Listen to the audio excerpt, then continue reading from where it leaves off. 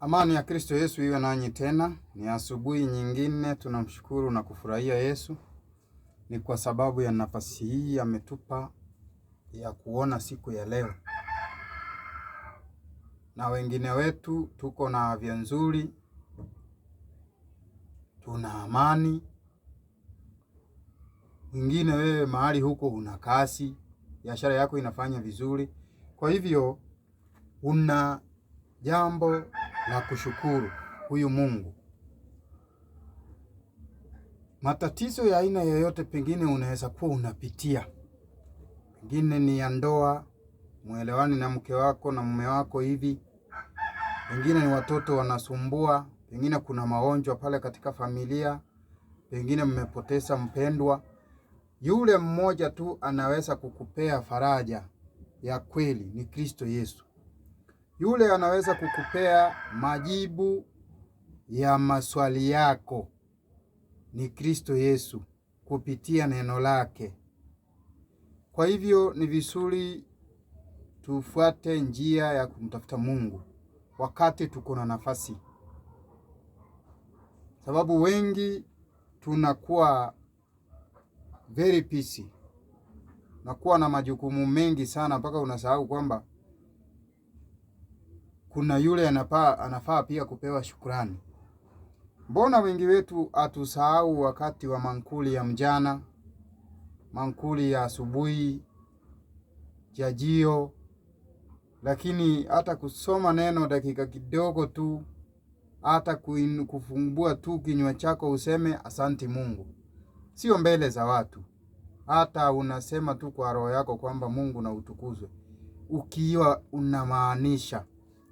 Sitasema mengi, wacha nisome neno la Mungu.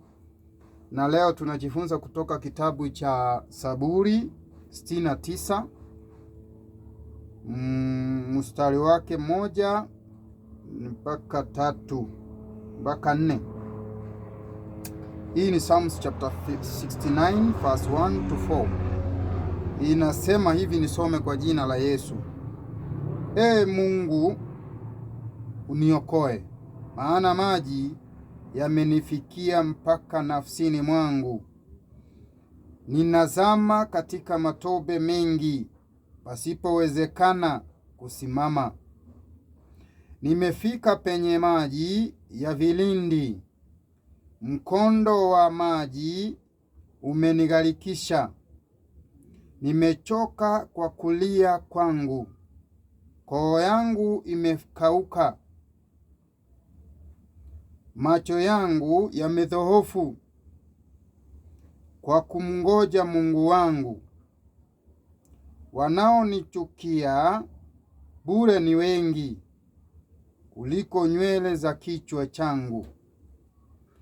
Watakao kunikatilia mbali wamekuwa hodari, adui zangu, kwa sababu isiyo kweli. Hata mimi nalilipishwa kwa nguvu vitu nizivyo vichukua. Ukweli ni kwamba neno la Mungu linetuambia kwamba unapokuwa kwa matatizo, kwanza kabisa kabla unyanyue simu yako umpigie rafiki yako, kaka yako, dada yako, baba yako, kwanza nyanyua uso wako, inua macho yako, mwambie Mungu wangu, uniokoe, unisaidie. Huo ndio msaada wa kwanza tunafaa kuomba. Hapo ndio tunafaa kuomba msaada wa kwanza. Kwa sababu wale ambao wanakuangalia hivi, wanakungoja uumie, wakuumize, wakunyang'anye ni wengi, na si kwamba uliwakosea. Hao wanyamao, maandiko yanasema hapa, wenye wananinyemelea waniangamize katika maisha yangu ni wengi. Ni kina nani? Nifafanue kidogo tu. Tamaa ya mwili hii yenye utosheki na mke wako, utosheki na mume wako. Tamaa ya ulimwengu hii yenye utosheki na hiyo mshahara uko nayo. Hao ndio maadui wa kwanza katika maisha yako. Hii hasira uko nayo ya kutukana watu, ya kutaka kupigana, hiyo ndio adui anazungumziwa hapa, sio wanadamu. Hii matope anasema amezama kwa maji, maji ndio hii inambeba. Maji inapita na yeye. Hayo maji yanapita na yeye, si kwamba ni maji.